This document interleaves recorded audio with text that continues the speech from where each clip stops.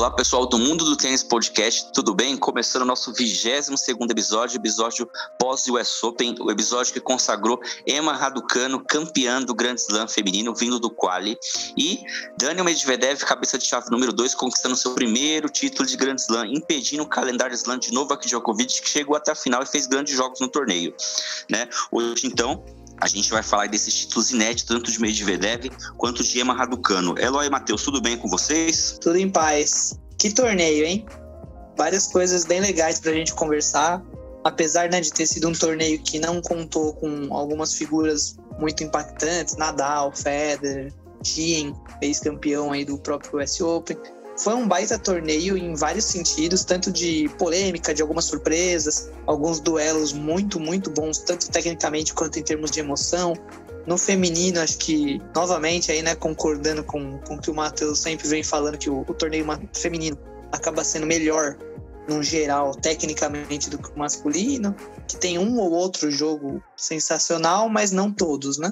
Agora, o feminino manteve uma média aí, tanto de surpresas quanto de jogos muito bons, que foi, olha, que o US Open.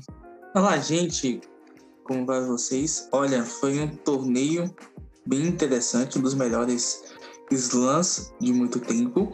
Emoção de começo a final e muitas surpresas. Mas eu também vou explicar, né, hoje o porquê essas surpresas não foram tão surpresas assim, tanto na chave feminina, com o título da Emma Raducanu, britânica, quanto no masculino com o Daniil Medvedev, que conseguiu uma grande vitória sobre o Novak Djokovic na final. Então, muitas emoções, muitas surpresas e muito conteúdo hoje. Muito bem, pessoal. A gente vai começar então pela Emma Raducanu, aí, vindo do quali, número 150 do mundo, e há 3 meses atrás ninguém conhecia ela, foi convidada para jogar o Wimbledon, chegou lá na segunda semana, faturou aí o título de US Open, ganhando da Fernandes, a canadense Fernandes, que também fez um excelente torneio na final. A gente vem do ano que o Grand Slam feminino é uma incógnita, né? A gente nunca vai saber quem vai conseguir ganhar. A gente apostou na Barty, a gente apostou na Sabalenka, a gente apostou na Pliskova no episódio anterior, e elas não chegaram. A Sabalenka foi a que mais foi longe no torneio, chegando na semifinal e sucumbindo para o jogo tático interessante da Fernandes, né? A Fernandes conseguiu ali bloquear a Sabalenka na questão do mental e na questão também da tática, jogando bola sem peso, variando o seu jogo e jogando um jogo reativo de excelente qualidade, contra-atacando nos momentos certos. Não fez com que a Sabalenka se perdesse e ficasse mais claro ainda que ela precisa de um plano B. A Fernandes, número 73 do mundo, bateu a Osaka, bateu a Sabalenka, fez um torneio assim espetacular, bateu a Svitolina, mostrando um mental fortíssimo durante o torneio, bateu a Conju na primeira rodada também, mas na final ela sucumbiu ao tênis exuberante da Emma Raducanu. A gente vê esses talentos surgirem, Swiatek surgiu ano passado ganhando Roland Garros, a Barty e a Osaka, mesmo com os problemas delas, vem jogando em um tênis de excelente qualidade, a própria Andreescu aí, mas a Raducanu entra na lista das que tem futuro de ser uma tenista que vai ganhar, não vai parar nesse de um, não. Ela tem tênis para ganhar mais de um Grand Slam. Acelera na hora que tem que acelerar, se mantém ali no plano tático, não é uma tenista porradeira que só tem um saque e forehand para usar, ela sabe variar o jogo dela, ela vai para a rede quando necessário. Então acho que o título do US Open feminino ficou em boas mãos. A gente teve grandes jogos, chegou um momento que a gente pensou, será que vai ser o título da Svitolina? Será que vai ser o título da Sabalenka? E elas sucumbiram aí para a própria Fernandes, né, que a Fernandes conseguiu tirar as duas. É um bom torneio também da Sakkari eliminou a Pliskova, mas não foi para a semana da Raducanu, né? Eu sempre cito a Ostapenko, porque a Ostapenko teve 2 semanas que eu creio ser as 2 semanas melhores da carreira dela, né? E eu acredito que não vai se repetir. Jogou aquelas 2 semanas e não vai jogar nunca mais. Mas a Raducanu não vai acontecer com ela este efeito Ostapenko. Acho que é uma tenista para ganhar mais de um slam e ser aí uma idolatria aí por parte do público inglês e por parte dos fãs do mundo, porque ela é carismática, né? Também. É impressionante, é inacreditável o que a menina fez com 18 anos. Ela vencer pela primeira vez um qualifier ganha um slam no feminino. A primeira vez, nunca tinha acontecido. Isso já é, assim, lendário. para melhorar, né, para ela a situação, ela venceu sem perder nenhum set, nem no Qualify. Ela ganhou todos os sets, e isso não acontecia desde o título da Serena, e faz de 2014. Olha quanto tempo já faz. E além disso, ela rompeu, né, 44 anos aí sem vitória de tenista britânica em slam. E pelo que eu dei uma olhada aqui antes do episódio, a Raducanu, ela nasceu no Canadá, que ultimamente, né, a gente tem batido bastante na tecla que a escola canadense, né, vem se consolidando como uma escola muito forte. Lógico, muitos tenistas, alguns, né, são nascidos em outros lugares, aí jogam pelo Canadá, ou às vezes, né, nascidos e desenvolvidos no Canadá, mas depois jogam por outros países. Mas mesmo assim, uma escola muito forte. E olha, um feito inacreditável, surreal que essa menina conseguiu fazer.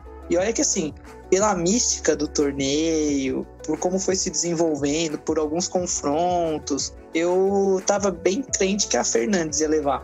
Lógico, até chegar na semifinal eu tava acreditando muito na Sabalenka, porque ela tava jogando bem assim, ela era cabeça de chave número 2, em tese, jogando, né, contra as novatas ali, ela tinha meio que uma obrigação, né, de chegar. Mas ela sentiu a pressão, não soube jogar com a torcida contra, ficou muito irritada, quebrou raquete na semifinal, jogou mal, xingando, reclamando o tempo inteiro, né? Teve uma postura negativa, enquanto a Fernandes, né, menina, tava ali se divertindo, jogando leve, séria, compenetrada, foi lá, chegou na final, jogando o fino, ainda virou amiga do Del Potro, né, que postou um monte de foto aí apoiando ela e dando conselhos para ela. Deve ter feito a diferença, né? Mas, bom, Raducanu, concordo plenamente com o que o Diego falou. É uma tenista para ficar de olho, que não vai ser, não, uma tenista assim esporádica no torneio. Vai ser uma tenista que veio para ficar. E muito legal que o feminino novamente fornece pra gente muitas surpresas, né? Chegaram 2 novatas, bem novinhas na final, né? Não foi a mesmice. Mesmo as grandes, né, jogaram alguns jogos bons, mas acabaram ficando pelo caminho. Então, Halep, Azarenka.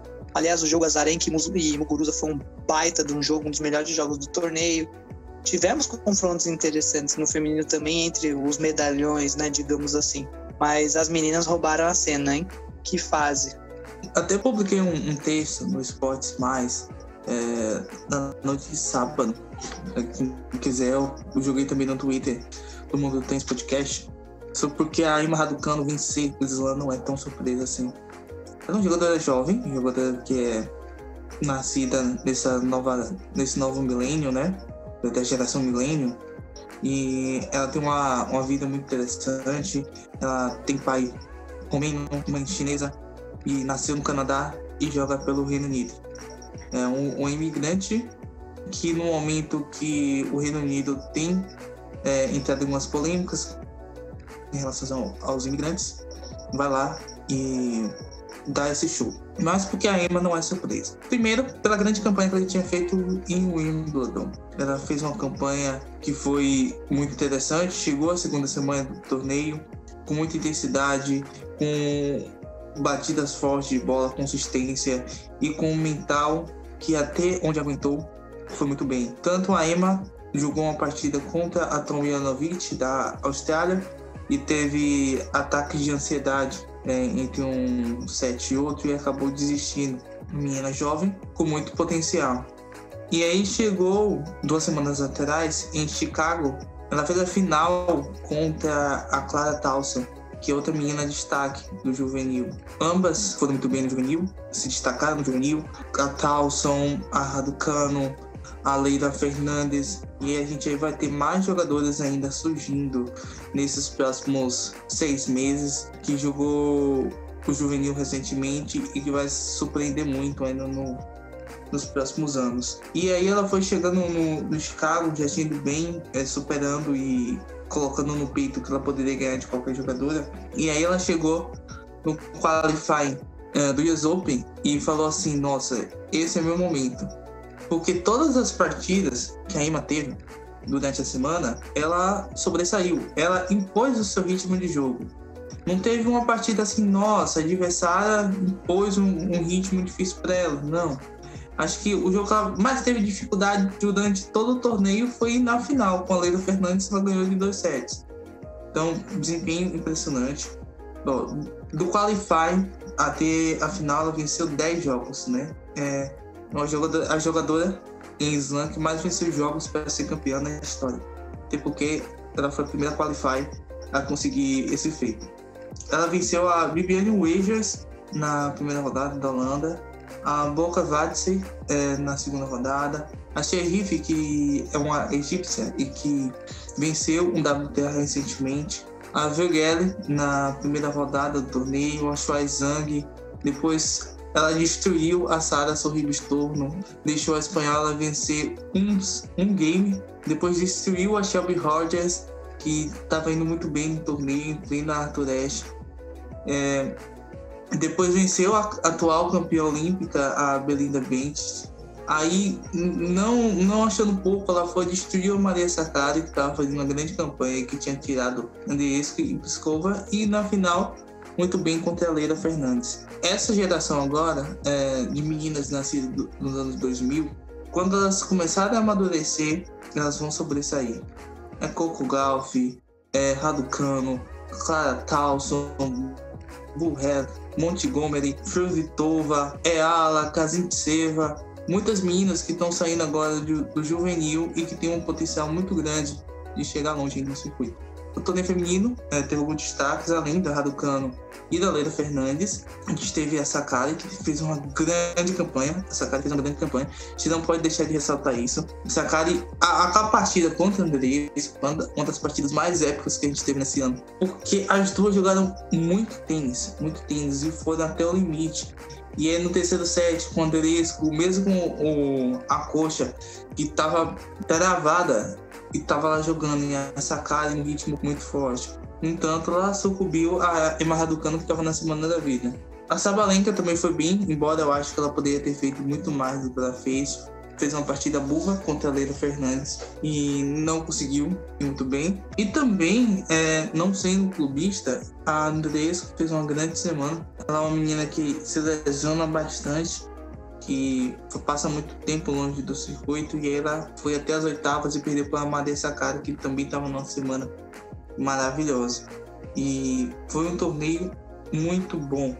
A gente fala, nossa, e eu repito muitas vezes, nossa, o torneio feminino é muito bom, porque ele é realmente muito bom.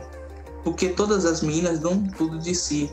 A gente teve as Vitolinas chegando longe, a gente teve a Bárbara Krejcikova, e olha só quantos jogadores que ficaram por trás ainda, a Angelique Kerber, a Naomi Osaka, a Ashley Barty. Então, um torneio recheado de grandes jogos e com duas meninas brilhantes que chegaram à final. A final de slam mais jovem do século, já que a mais jovem tinha sido da Serena contra Hingis, eu acho, que foi em 1999, no século passado. A gente já passou um ano do título da Swiatek em Roland Garros.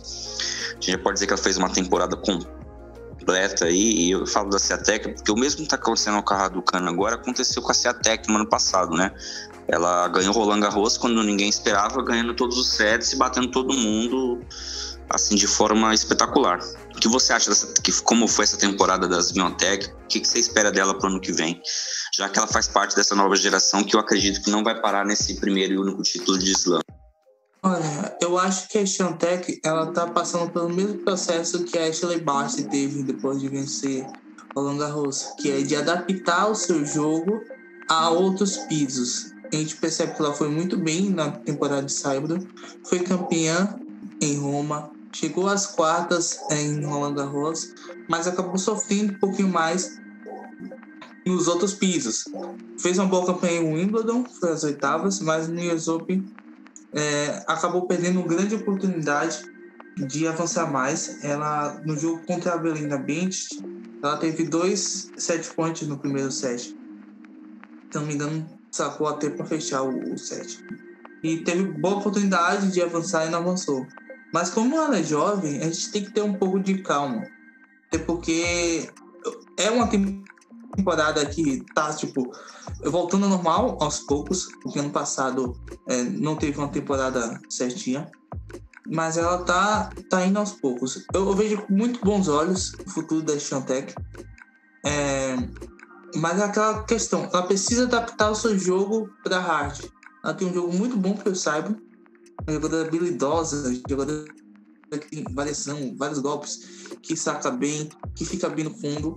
Mas quando chega na hard, falta um pouco mais de intensidade e um pouco mais de equilíbrio no seu jogo, e explorar mais as peças que ela tem em sua carta, né?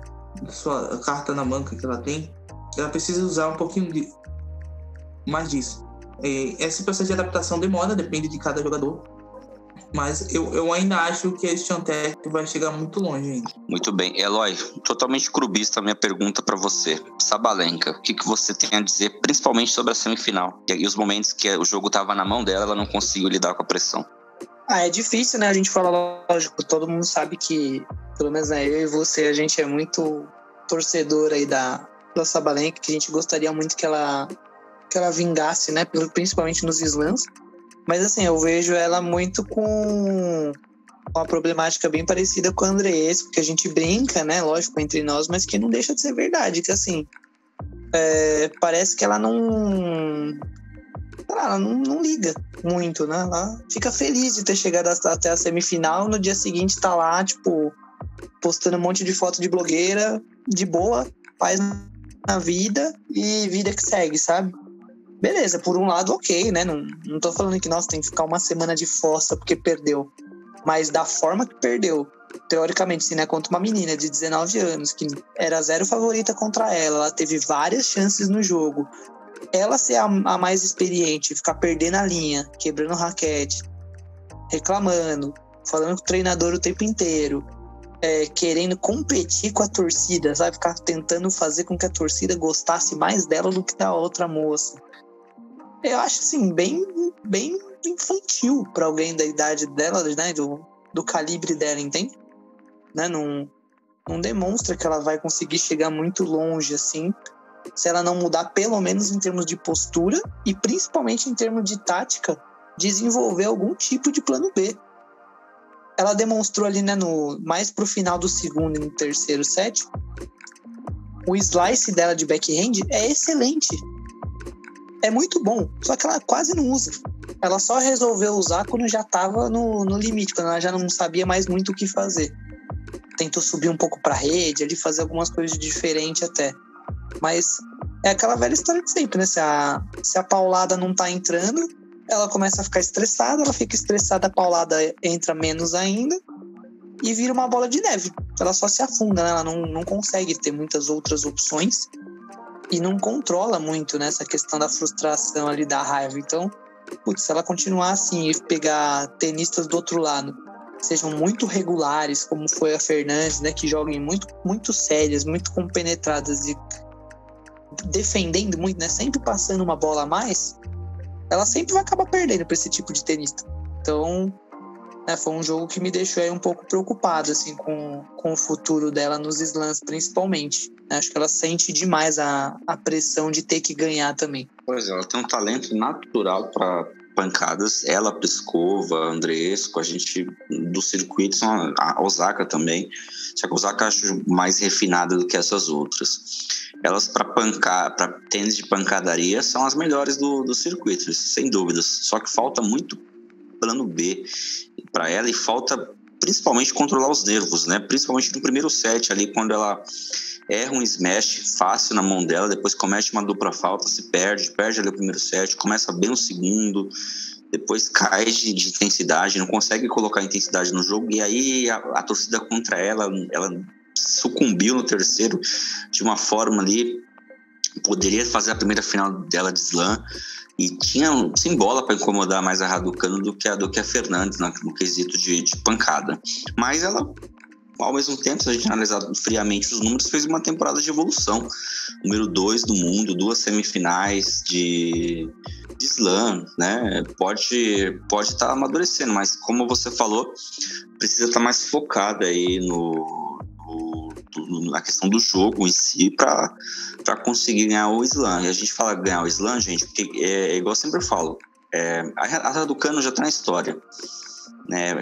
A tenista que ganha Grand Slam é uma Copa do Mundo, ela já está na história. Ganhou um Grand Slam, ela se diferencia de todo mundo, Agora vamos olhar Raducanu e vamos olhar o Medvedev. Pô, ganhador de Grand Slam.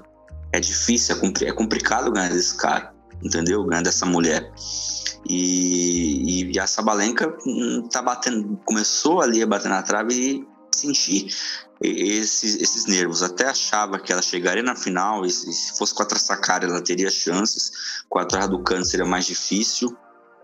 E ela perdeu uma grande chance. Vamos ver se ano que vem, de 2022, ela coloca os nervos no lugar, trabalha melhor planos de jogo para conseguir chegar aí a tão esperado título. E você, Matheus, tem alguma coisa a dizer sobre ela? Olha, eu acho assim, a Sabalenka, eu não acho que ela não tem um foco na quadra, né? Ela teve algumas imagens durante a semana, aí ela voltou e foi treinar, mesmo depois de ter vencido a partida. Não é que ela não queira vencer, é que talvez na hora H ela ainda sinta o peso da responsabilidade de não ter conseguido vencer um torneio tão grande. E aí, quando chegou na partida contra a Leylah, ela viu aquela oportunidade que ela tinha de chegar à primeira final de slam dela, e que se chegasse entraria como favorita. Era a jogadora que tinha o melhor ranking entre as 4 semifinalistas. E aí ela acabou bobeando. É até meio chato ficar falando, nossa, a Sabalenka pipocou. A Sabalenka não pipocou, mas ela poderia ter jogado muito mais do que ela jogou. A campanha dela foi muito boa. Semifinal é uma coisa que tem que ser valorizada. Ninguém chega em semifinal de Grand Slam à toa. Ela venceu 5 partidas para chegar na semifinal de Grand Slam.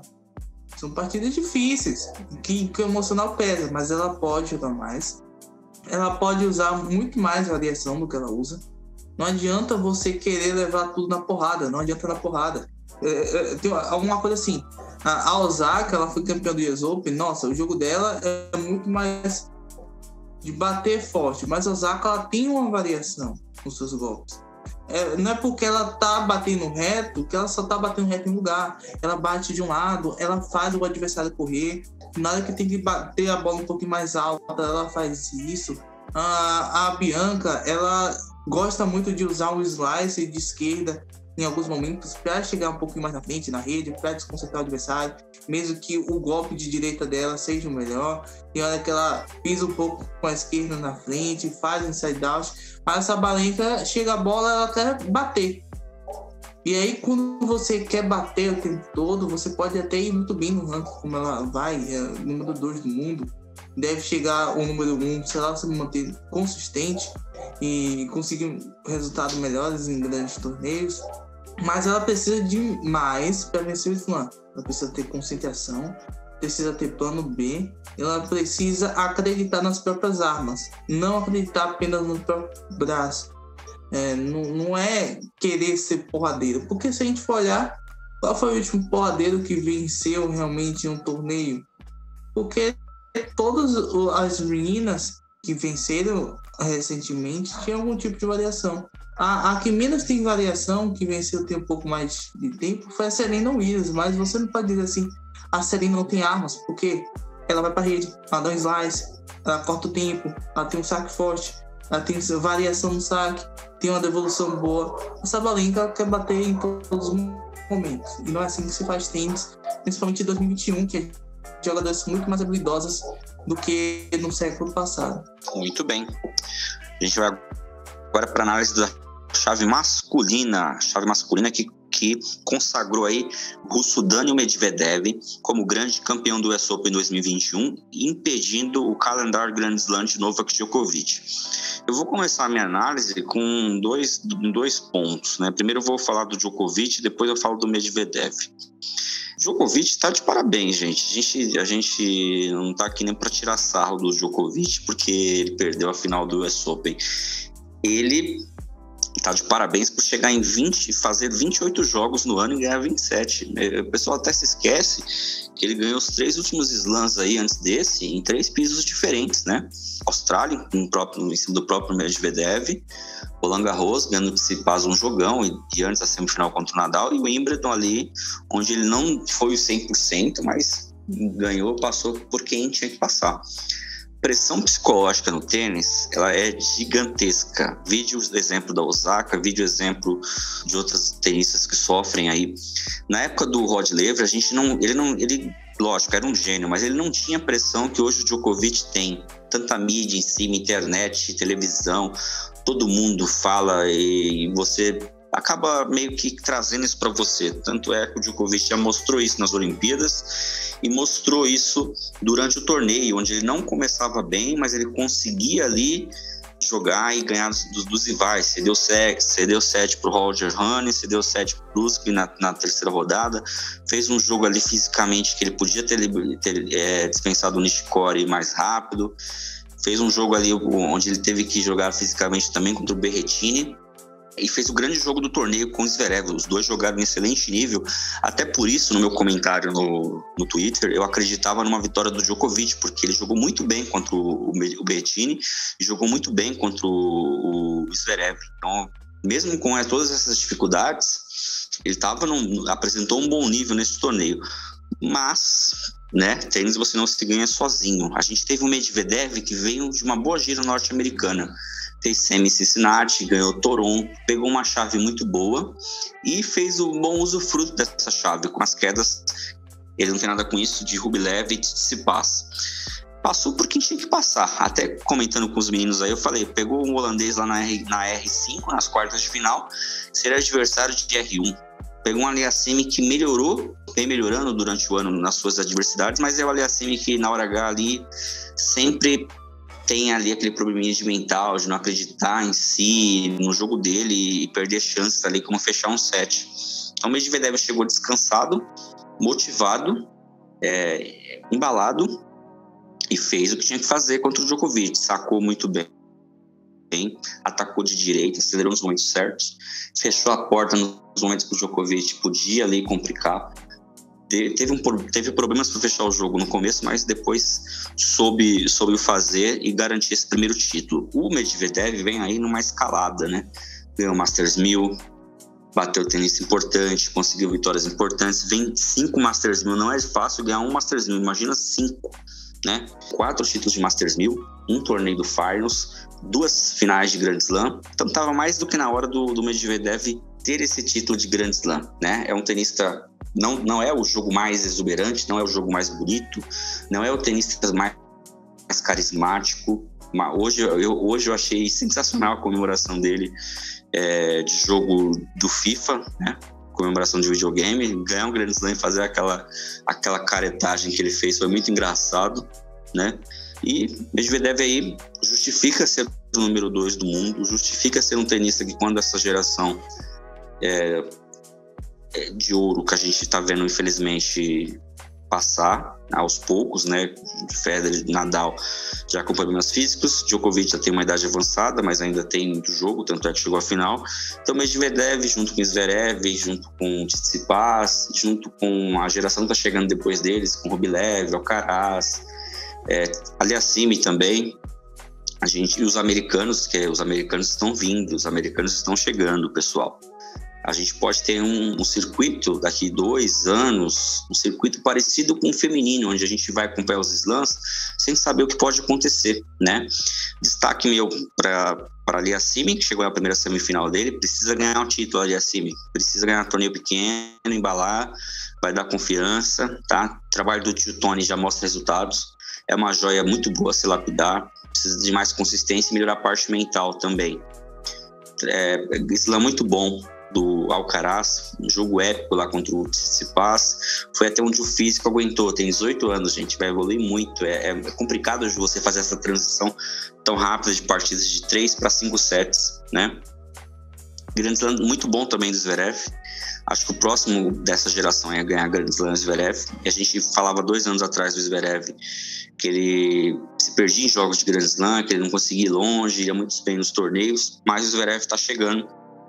Ganhou a medalha olímpica, ganhou Finals, já ganhou 5 títulos Masters, então mais do que justo na hora do Zverev chegar e ganhar seu primeiro Grand Slam. Depois que ganhar um primeiro, acho que os outros são mais fáceis. O Zverev tem um jogo até tecnicamente melhor, na minha opinião, do que o Medvedev, e tem tudo aí para se consolidar como top nos próximos anos. Destaque negativo para mim, Tsitsipas, nem tanto pela questão do banheiro, acho que ele já jogou mal contra o Murray e foi ali na pressão, não soube ganhar do Alcaraz quando podia ganhar, né? Falando em si da polêmica da primeira semana, gente, é aquela coisa do é legal, mas é imoral, né?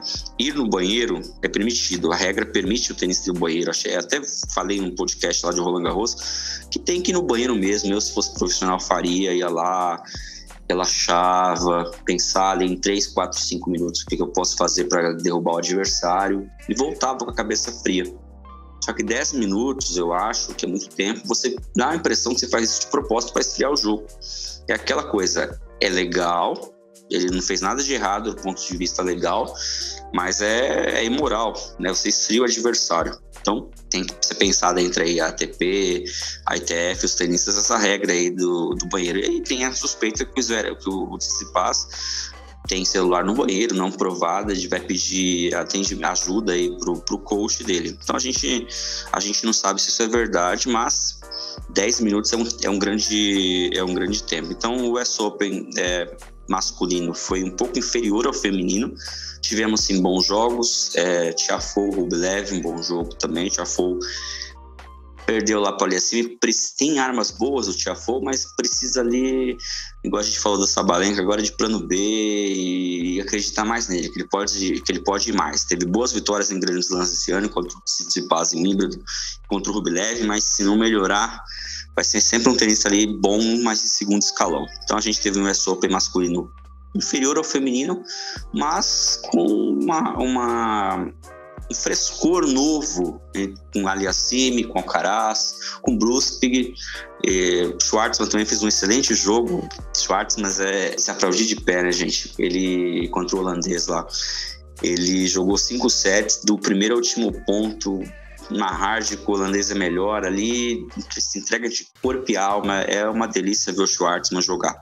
Então a gente tem aí um frescor para que nos próximos anos, quando de fato Federer, Nadal e Djokovic pararem, a gente tenha jogos assim tão interessantes quanto a gente tem no feminino. Realmente, né? Foi um torneio de consolidação de uma geração que a gente já vem falando já há um bom tempo, que é essa, né? Principalmente Zverev, Tsitsipas, Rublev, Medvedev. O Rublev acabou...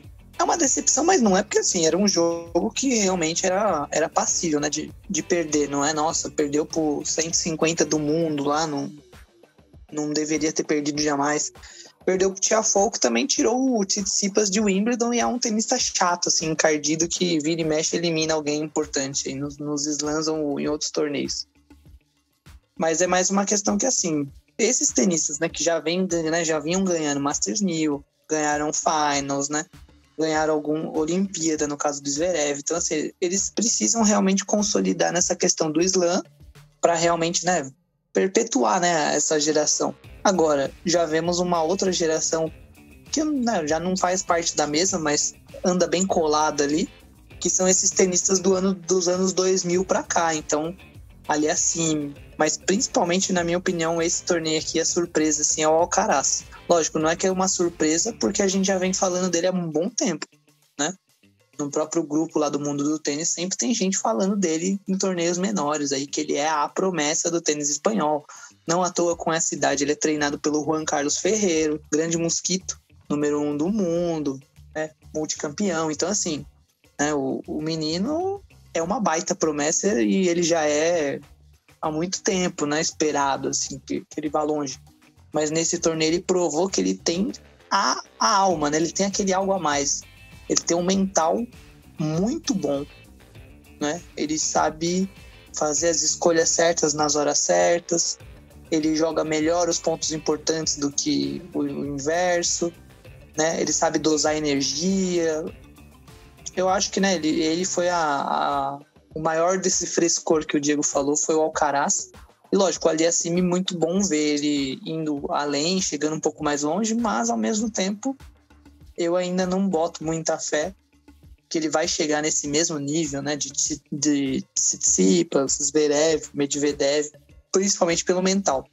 né? Eu acho que ele melhorou em termos táticos, ele melhorou em termos de escolha, assim, de jogo de fundo ali com o Tony Nadal.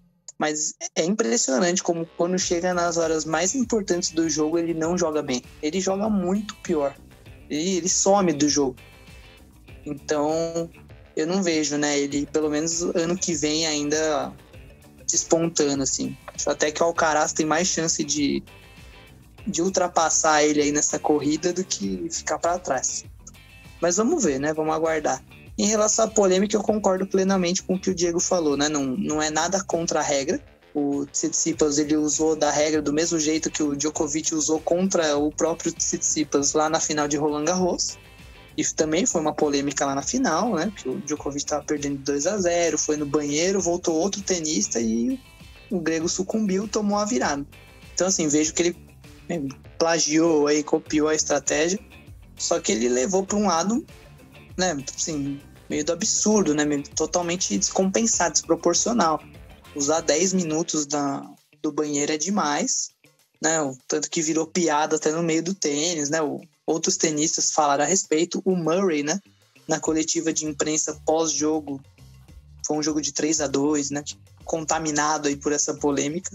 O Murray na coletiva falou que perdeu o respeito pelo Tsitsipas, que admirava ele, né, que ele é um grande jogador, mas que ele perdeu o respeito por ele completamente. Então, uma coisa meio pesada, ainda mais vindo do Murray, que é um baita de um milongueiro também aí ao longo da história, né? Ele sempre deu dessas também, de chamar fisioterapeuta, chamar massagista em horas importantes, se fingir de morto e na real não tava, né?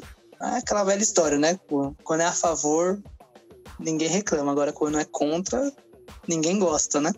Mas ao mesmo tempo, não, né? Acho que pelo tamanho da repercussão que deu, o Tsitsipas não vai voltar a fazer. Acho que ele rapidamente aí deve ser bem orientado e vai parar com isso.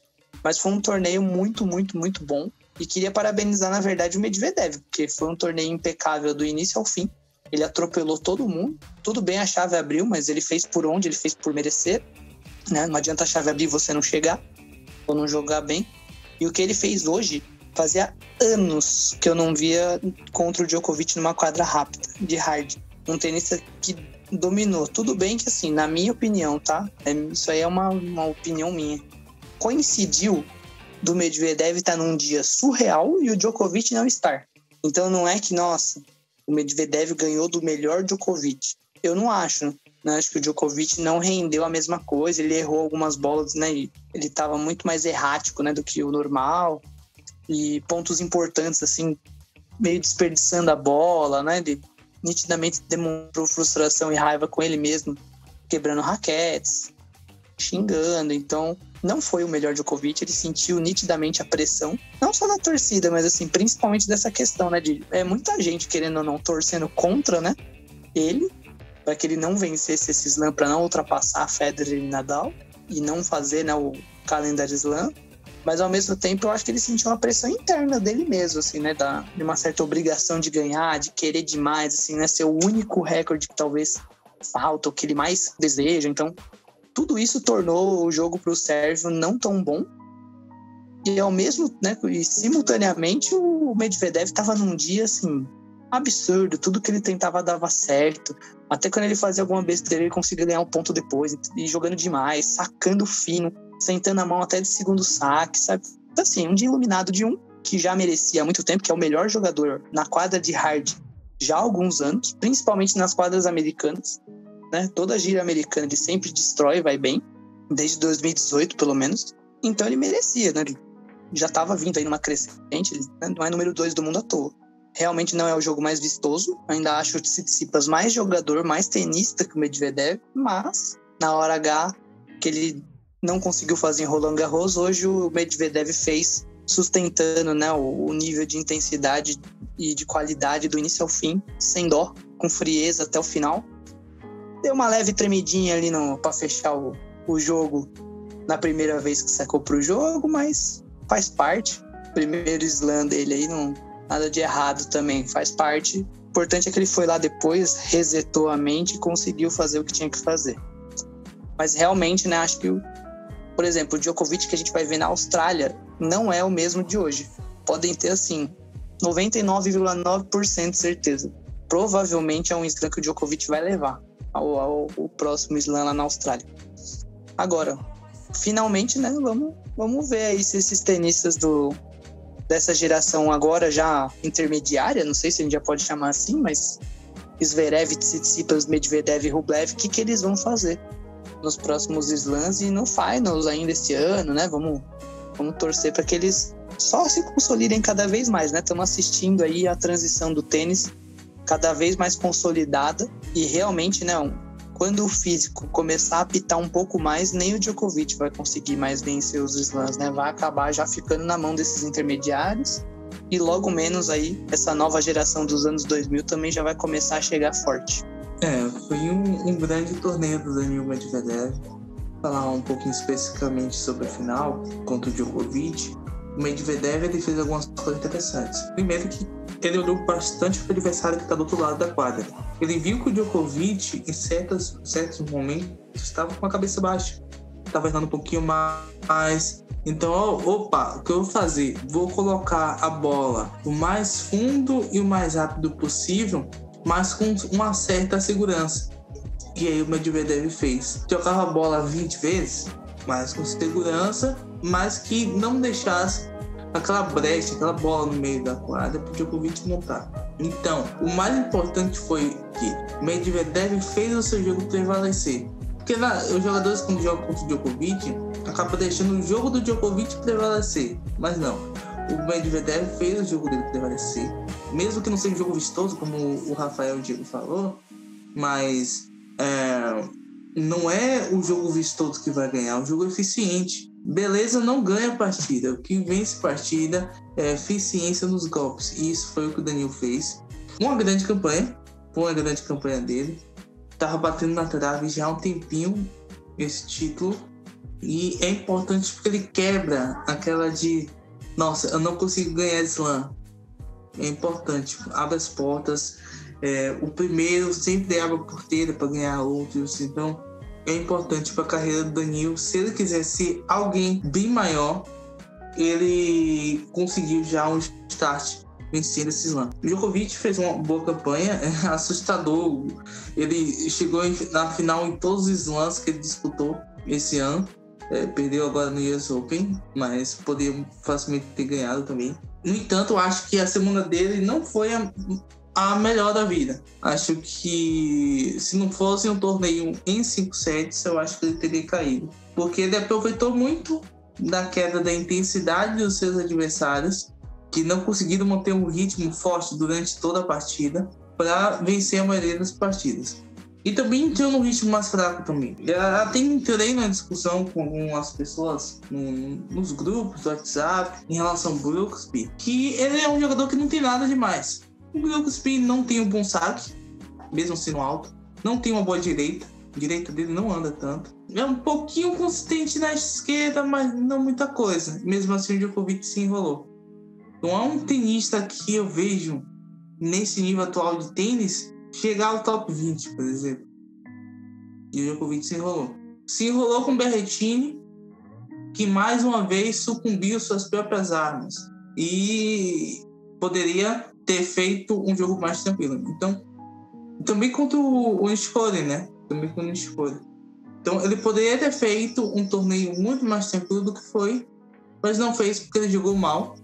Talvez tenha sentido a pressão dessa questão do 21º título de slam, que deixaria ele com um recorde sozinho, o que eu acho que vai acontecer, querendo ou não. Se não chegar na Austrália, vai chegar em Wimbledon no ano que vem.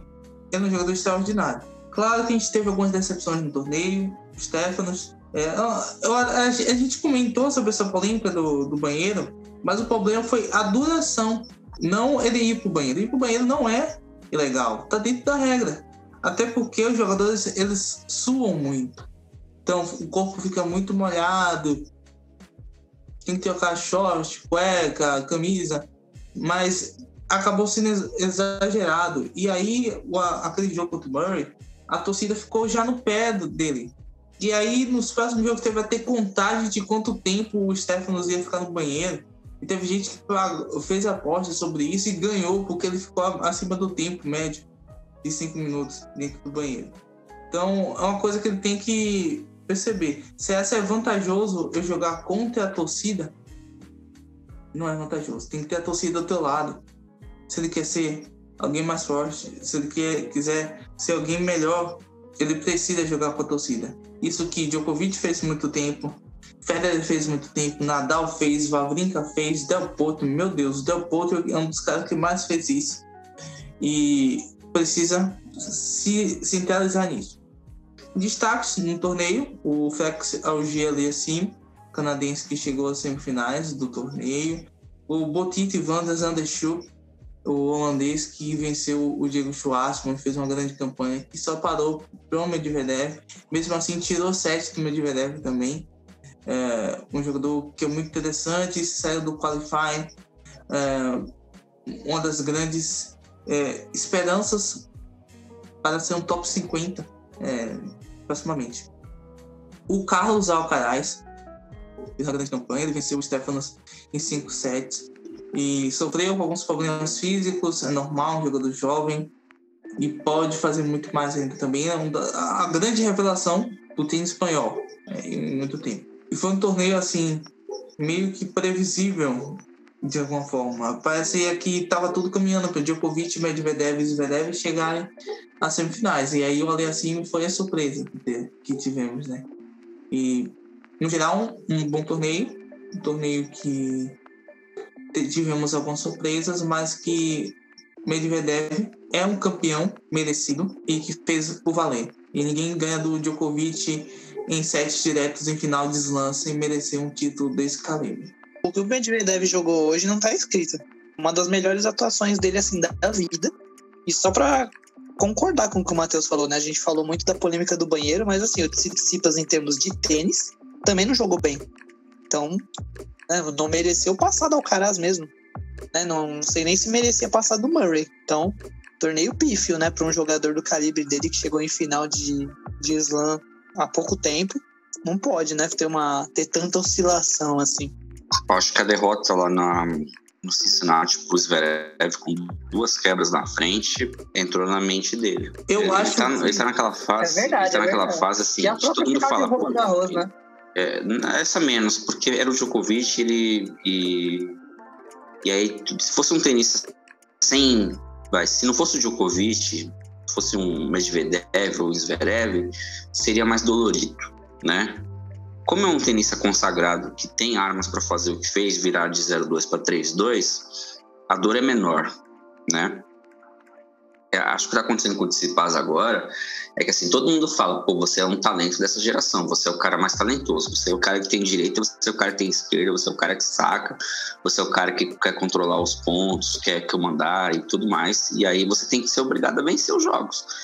E aí a parte mental dele tá se duvidando às vezes, né? Porque perdeu pro Zverev, fez um US Open pífio, né? Já merecia, igual você falou, perder pro Murray. Chegou nas quartas de final ali, perdeu um jogo ali, acho que poderia ter ganho ali nos detalhes, né? No match tie break, que é sempre ali, eu sou meio contra o match tie break, né? Mas tudo bem, faz parte do jogo, né? Ele pra mim não decide quem seria o vencedor de fato. Prefiro um terceiro set completinho para definir a vitória, né?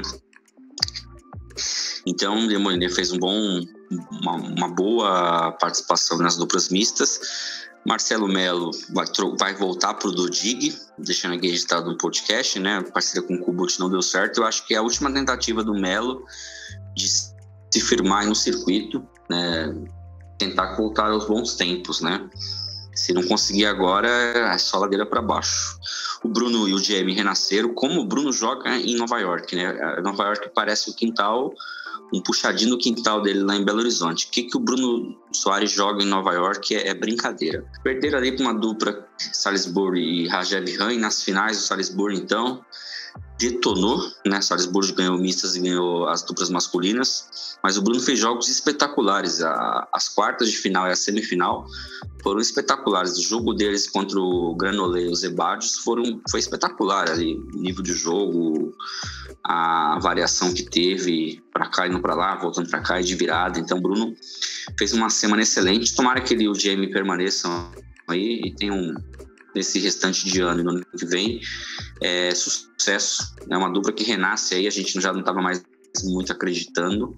Uma dupla que teve sucesso no passado, depois caiu, agora volta e faz uma boa jornada aí em Nova York. O Luiz, infelizmente, se machucou num momento ali triste, que a gente fica muito chateado. Fez um excelente torneio com a canadense, com a Gabriela, mas infelizmente a lesão aconteceu, é do jogo, né?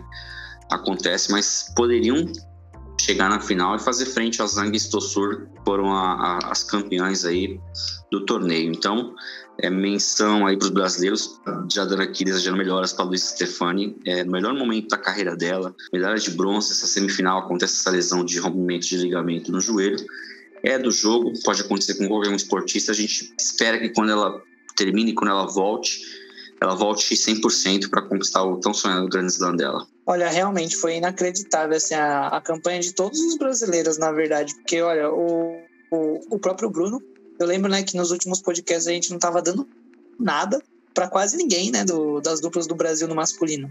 A gente sempre falando, né, de como a Luísa, né, era uma promessa, de como a gente estava esperando isso dela. Mas assim, né, impressionante como o Bruno e o Jamie jogaram bem demais esse torneio. Parabéns demais pela campanha. O Melo é uma pena, né, porque parece que realmente não deu certo nem a volta, né, com o Kuba, então parece que está num momento um pouco mais perdido aí em relação também até aos parceiros e o futuro da carreira. Mas muito bom ver o Bruno bem de volta, se acertando novamente, né, com um parceiro que ele já se deu bem várias vezes, que já foram multicampeões. E citar, infelizmente, a lesão da Luísa, né? Sei que o Matheus vai explanar um pouco melhor pra gente, mas, olha, foi muito triste, porque por um momento realmente deu pra sonhar que seria campeã, viu? Né? No último podcast eu falei, né, que dificilmente ela seria campeã ainda esse ano, que eu apostava muito nela pro ano que vem, mas olha, foi quase. A menina tá merecendo, ela tá jogando demais duplas, ela é ótima. Pode ter certeza que se ela voltar de contusão aí bem, né? Se ela se controlar no físico aí, vai dar tudo certo. Vai vir com tudo. Olha, grande campanha do Bruno Soares no masculino. Eu posso falar e repetir, eu acho que eu postei isso também. Bruno Soares é uma lenda do tênis brasileiro. Uma lenda, o cara que deve ser reverenciado em todos os momentos. O Bruno tá voltando de uma apendicite, velho, e jogou nesse nível. Espetacular, fez uma grande semana. Claro que na final ali deixaram vacilar, mas o Ran e o Salisbury também fizeram uma grande semana, dois grandes duplistas, né? E uma grande semana do Bruno.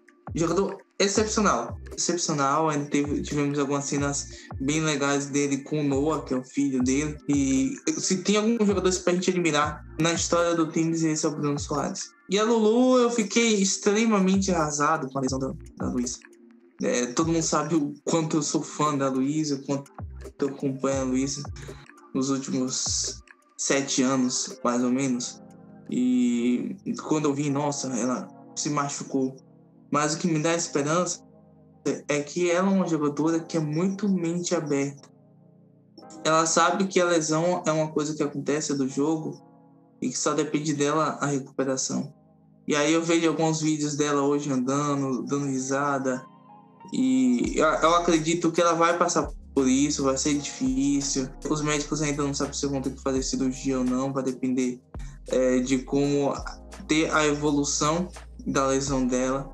E a gente só espera que ela consiga se recuperar bem, que consiga realizar o sonho dela de ganhar o Slam, de chegar ao número 1 do mundo de duplas femininas, que eu acho muito possível. Porque ela é uma das jogadoras mais completas das duplas na WTA. E isso eu posso falar com certeza. Das duplistas, ela é uma das mais completas. E tem muito ainda pela frente. Vamos fazer o nosso agradecimento. Quero agradecer aqui ao pessoal do Raquete na Mão pela participação no episódio anterior. O episódio deu uma excelente audiência para nós aí. Sigam a página do Raquete na Mão com os comentários lá sobre o tênis, sobre esse US Open. Foi muito legal essa parceria aí. Agradecer demais a audiência de vocês, os comentários nessa troca, que foram essas 2 semanas de US Open nas nossas redes sociais, tá? Sigam as nossas redes, @tênis e podcast, Instagram Mundo do Tênis Podcast. Graças a Deus a gente vem crescendo bastante, a gente conseguiu cobrir os 4 torneios aí de Grand Slam esse ano com excelentes resultados. Vamos fazer 1 ano já em outubro, chegando aí 1 ano de podcast e com boas novidades até o final do ano aí, mesmo sem slam, com programas muito bons, assim, programas que a gente vai trazer, principalmente também sobre saúde mental. Queria aproveitar esse momento, dar uma dica para vocês na Netflix.